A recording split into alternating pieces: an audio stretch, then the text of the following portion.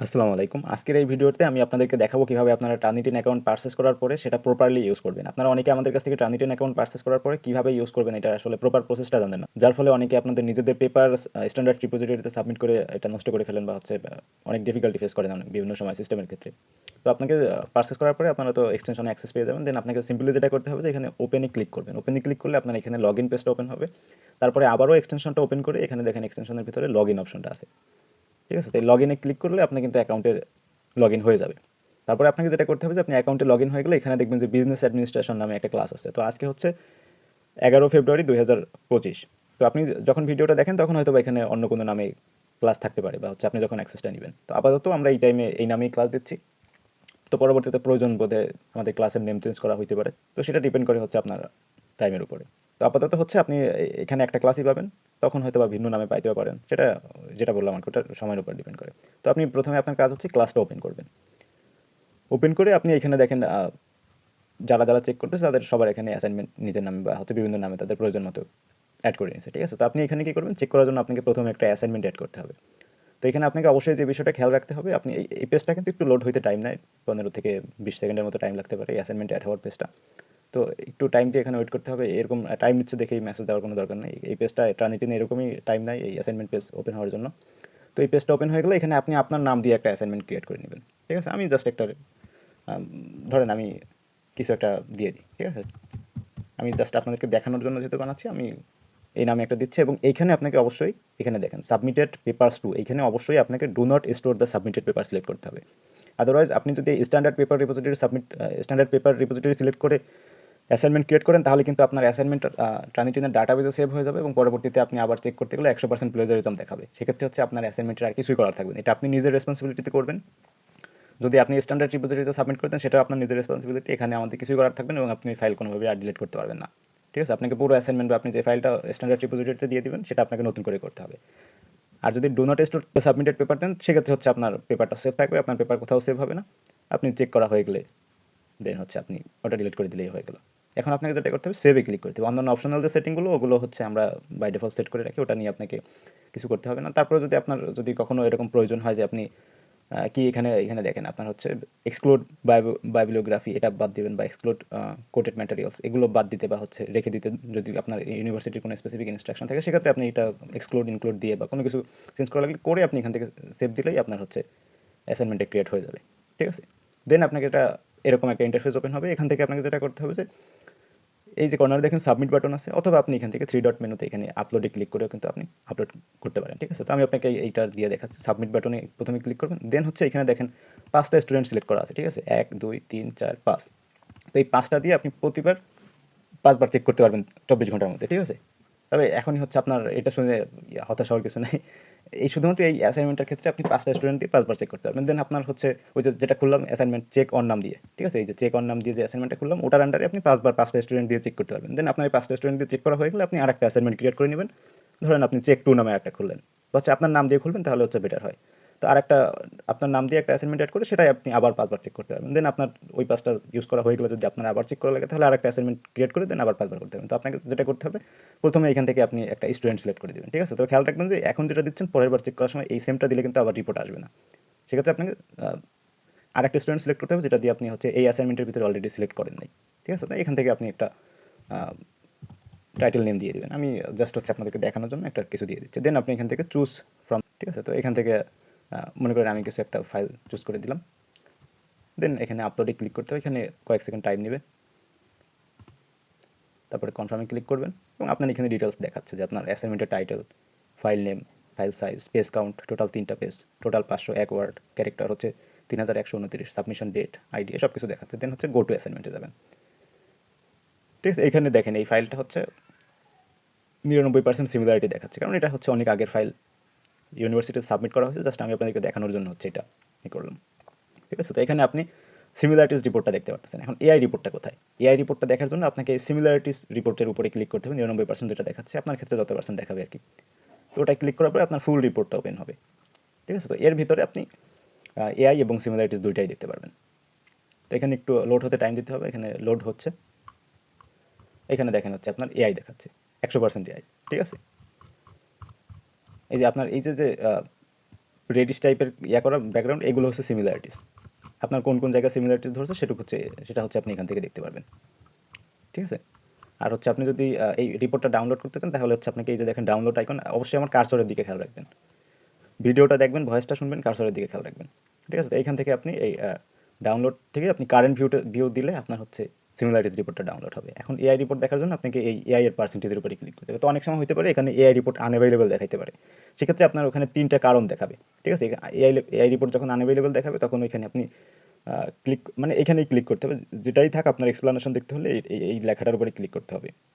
ওই আনঅ্যাভেলেবল দেখালে আপনি ওটাই ক্লিক করলে আপনার কেন আনঅ্যাভেলেবল সেটা হইতে পারে 30,000 ওয়ার্ডের বেশি হয়ে গেছে, বা হচ্ছে আপনার 300 বা 350 এরকম কিছু একটা লিমিটেশনস আছে, মানে ওই ওয়ার্ডের থেকে কম হইলে তখন আবার এআই রিপোর্ট আসে না। আবার হচ্ছে ফাইলের মধ্যে আনসাপোর্টেড ফাইল লেখা থাকতে পারে যে এর জন্য এআই আসেনি। তো আনসাপোর্টেড ফাইল বলতে ফাইলের ভিতরে যখন অনেক বেশি ফটোস, বুলেট পয়েন্ট, তারপর হচ্ছে আপনার টেবিল এগুলো থাকে, তখন আসলে হচ্ছে এআই চেক করতে পারে না, তখন ওইটাকে আনসাপোর্টেড ফাইল হিসাবে দেখায়। ঠিক আছে? তো ওইটা হইতে পারে। আবার অনেক সময় দেখা গেছে স্টার পার্সেন্টেজ দেখাইতে পারে। ঠিক আছে? তো আমার কথাগুলো মনোযোগ দিয়ে শুনবেন। তো স্টার পার্সেন্টেজ যদি দেখায়, ওটার মানে হচ্ছে যে আপনার লেখায় এআই আছে, তবে হচ্ছে ওইটা 20%-এর কম। এখন 20%-এর কম কত পার্সেন্ট এটা এক্সাক্ট জানা যাবে না, কারণ হচ্ছে ওইটাকে ট্রানজিটিভ ফলস পজিটিভ হিসাবে হচ্ছে আপনার ডিফাইন করছে। এটার মানে হচ্ছে যে অনেক সময় দেখা গেছে যে মানুষ লিখে নিজে, তারপরেও হচ্ছে কেন যেন এআই চলে আসে। দেখা গেছে আপনি সম্পূর্ণ একটা লেখা নিজে লিখছেন, তারপরেও এআই চেক করলে দেখা গেল আপনার ওখানে কিছু 5% বা 10% এআই আসছে। এখন আপনি তো বলতে পারেন যে লিখলাম আমি সম্পূর্ণ, তাহলে এআই কিভাবে আসলো? তো এইটাকে হচ্ছে আপনার অ্যাভয়েড করার জন্য ট্রানজিটিভের 20%-এর থ্রেশহোল্ডটাকে ফলস পজিটিভ হিসাবে ডিফাইন করছে, যেখানে হচ্ছে 20%-এর কম হইলে এটা হতে পারে এআই দিয়ে লেখা অথবা মানুষের লেখা। তাই জন্য টার্নিটিন আর ওই ইয়াটা নিচ্ছে না যে একটু 20%-এর কম হইলে আমরা এটাকে সরাসরি এআই হিসেবে বলবো না, তবে এটা এআইও হতে পারে, মানুষেরও লেখা হতে পারে।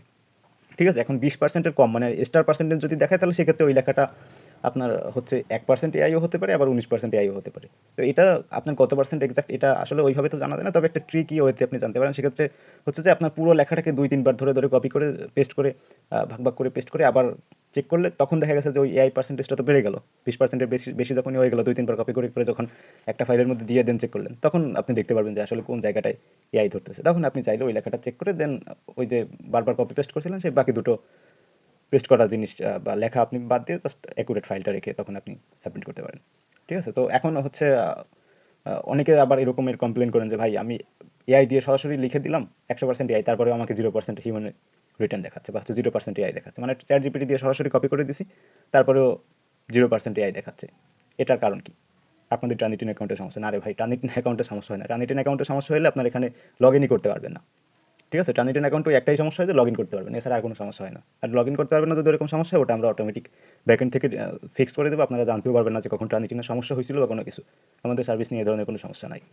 আমরা ইনস্ট্যান্ট সলভ করে দিই আমাদের কাছে যখন কোনো ইউজার রিপোর্ট করে সমস্যা। ঠিক আছে? তো এই যে যেটা বলতেছিলাম যে চ্যাট জিপিটি দিয়ে 100% লেখার পরেও কেন 0% এআই আসে, এটার কারণ হচ্ছে আপনার এআই যে ডিটেক্টর ট্রানজিটিন, এ তো আর আপনার আমার দিকে চেয়ে বসে থাকে না যে আমি এআই দিয়ে লিখলাম ও দেখে তাই জন্য ও হচ্ছে আমাদেরকে দেখছে এআই দিয়ে লিখতে, তাই জন্য হচ্ছে এআই রিটার্ন লিখে দিয়েছে। বিষয়টা তো এরকম না। বিষয়টা হচ্ছে একটা অ্যালগোরিদম থাকে, সেই অ্যালগোরিদম বেস করে হচ্ছে আপনার অ্যালগোরিদমের ভিত্তিতে হচ্ছে লেখাটাকে চেক করা হয়। তো ওই লেখার যে একটা টাইপ, মানে ট্রানজিটিনের এআই চেক করার যে অ্যালগোরিদম, ওইটা হচ্ছে একটা লেখার স্ট্রাকচার বা লেখার টাইপের উপর ভিত্তি করে আসলে ডিটেক্ট করে যে এটা এআই নাকি মানুষের। এখন দেখা গেছে যে আপনি যে ট্রানজিটিন সরি আপনি চ্যাট জিপিটির যে লেখাটা ধরে হুবহু ট্রানজিটিনে চেক দিচ্ছেন, হইতে পারে ওইটা এমন স্ট্রাকচারে হয়ে গেছে যেটা আসলে হচ্ছে ট্রানজিটিনের কাছে মনে হয়নি এটা এআই এর, বা ট্রানজিটিনের অ্যালগোরিদমে এটা আসলে এআই রিটার্ন হিসেবে ধরা পড়েনি। তো সেক্ষেত্রে এটা 0% এআই আসতেই পারে।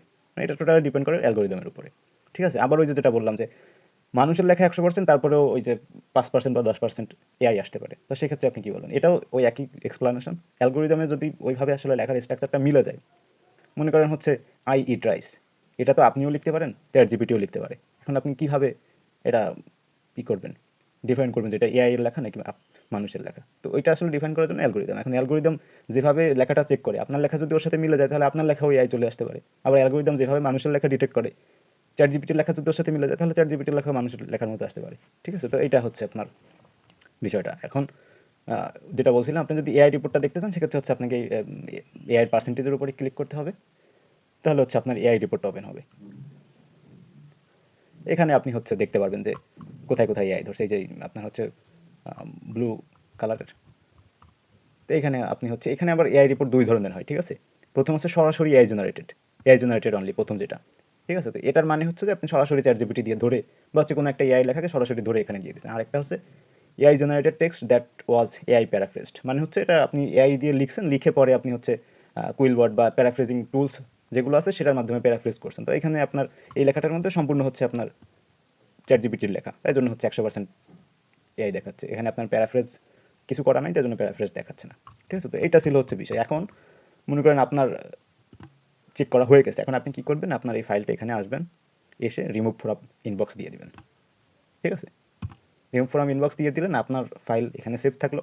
আপনি হচ্ছে আপনাকে বা হচ্ছে আপনার ফাইল আপনার চেক করা হয়ে গেছে, আপনি ডিলিট করে দিলেন। যেহেতু এগুলো শেয়ার্ড অ্যাকাউন্ট হয়, সেক্ষেত্রে আপনার ফাইল যদি আপনি রেখে দেন এবং অন্য কেউ ইউজ করে, বা হচ্ছে ওই যে আপনারা অনেক সময় সিকিউরিটি কনসার্ন দেখেন যে ভাই আমার ফাইল যদি অনেক ইউজ করে, এটা শেয়ার্ড অ্যাকাউন্ট, আপনাকে ফাইল চেক করার সাথে সাথে ডিলিট করে দিতে হবে আপনার সেফটির জন্য। আদারওয়াইজ হচ্ছে আমরা এটার জন্য কোনোভাবেই রেসপন্সিবল থাকবো না। কেননা হচ্ছে আপনি ইউজ করার জন্য নিছেন, আরেকজন ইউজ করে নিছে, আরেকজন, সবাই ইউজ করার জন্য নিবে। এখন কার মোটিভ আসলে কি, এটা তো আমরা আসলে প্রেডিক্ট করতে পারবো না। ঠিক আছে? আর সবগুলো অ্যাকাউন্ট আমাদের পক্ষে ওইভাবে আপনি কোনটা সাবমিট করলেন, কি করলেন, আর কেউ যদি নিয়ে যায় অ্যাকাউন্টে ঢুকে, সেক্ষেত্রে কিছু করেন না। সেক্ষেত্রে আপনাকে আপনার নিজের রেসপন্সিবিলিটিতে, প্রথমত হচ্ছে নিজের রেসপন্সিবিলিটিতে এটা নো রিপোজিটরিতে সাবমিট করতে হবে এবং নিজের রেসপন্সিবিলিটিতে এটা ডিলিট করতে হবে।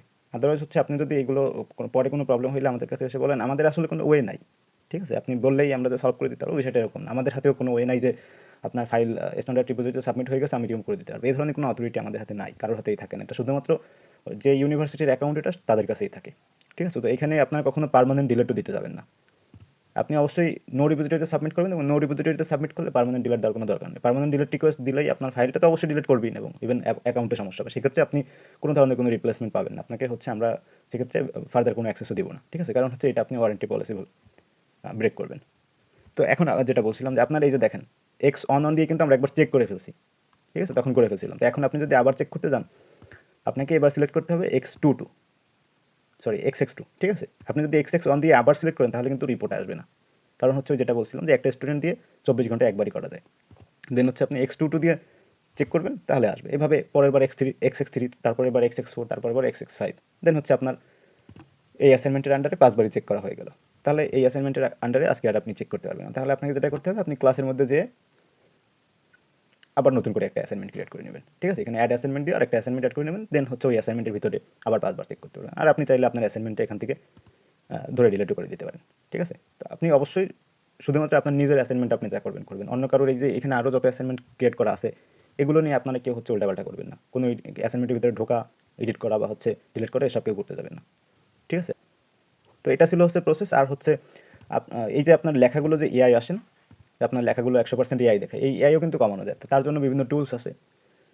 আবার হচ্ছে এই লেখাগুলো লেখার জন্য যে টুলস যেমন এআই, চ্যাট জিপিটি আছে, তো এগুলো আপনারা হচ্ছে আমাদের ওয়েবসাইটে www.softofficebd.com এ এসে আপনি এখান থেকে কিন্তু এ ধরনের বিভিন্ন টুলস আমাদের ওয়েবসাইট থেকে আপনারা নিতে পারেন। এখানে টার্নিটিন আছে, চ্যাট জিপিটি আছে, হিগস বাইপাস আছে, স্টেল রাইটার আছে। এগুলো হিউম্যানাইজিং টুলস। এই দুটো দিয়ে আপনি হচ্ছে যে কোনো এআই এর লেখাকে হিউম্যানাইজড করতে পারবেন। তাছাড়া এখানে রিসার্চের জন্য জেনি এআই, সাইস্পেস বা টাইপসেট বলে যেটাকে, এইথর আছে। তারপর হচ্ছে পেপারপাল, পারপ্লেক্সিটি, সাইট এআই, এগুলো অনেক টুলস আছে। তারপর এখানে কম্বো প্যাকেজ আছে। এছাড়া আপনাদের হাতে যদি কমিউনিটি থাকে তাহলে আপনারা আমাদের ওয়েবসাইট থেকে রেফার করেও ইনকাম করতে পারেন। ঠিক আছে? এখানে দেখেন রেফার সিস্টেম আছে। আমাদের ওয়েবসাইটে আপনারা রেফার করে 5 থেকে 10% পর্যন্ত কমিশন পাইতে পারেন। এটা লাইফ টাইম। আপনার আন্ডারে যে একবার জয়েন হবে সে সারা জীবন যত পারচেস করবে সব পারচেসের উপরে আপনি 5 থেকে 10% পর্যন্ত কমিশন পাবেন এবং সেটা আপনি পরবর্তীতে আপনার ব্যাংক বা বিকাশে উইথড্র করতে পারেন, অথবা হচ্ছে আপনি চাইলে সেটা সেই ব্যালেন্স ইউজ করে আপনি এখান থেকে টুলসও পারচেস করতে পারেন। তবে অবশ্যই এখানে সেলফ রেফারিং বা চিটিং টাইপের ওইসব কিছু করা যাবে না। সেক্ষেত্রে হচ্ছে আপনার কোনো অ্যাক্সেসও আপনি পাবেন না বা চিটিং টাইপের কোনো কিছু করলে। আর হচ্ছে আপনি রেফার কমিশন তো পাবেনই না। ঠিক আছে? তো এটা ছিল মেইনলি বিষয়, আপনাদের টার্নিটিন অ্যাকাউন্ট ইউজ করার সিস্টেম, যেটা হচ্ছে দেখাই দিলাম। তো আশা করি এখন আপনারা বুঝতে পারবেন আরও ইজিলি। আর হচ্ছে আপনাদের ওই যে সমস্যাটা ছিল আপনারা বুঝতে পারতেন না, এই সমস্যাটা আর হবে না ইনশাল্লাহ। তো ভালো থাকবেন সবাই। আসসালামু আলাইকুম।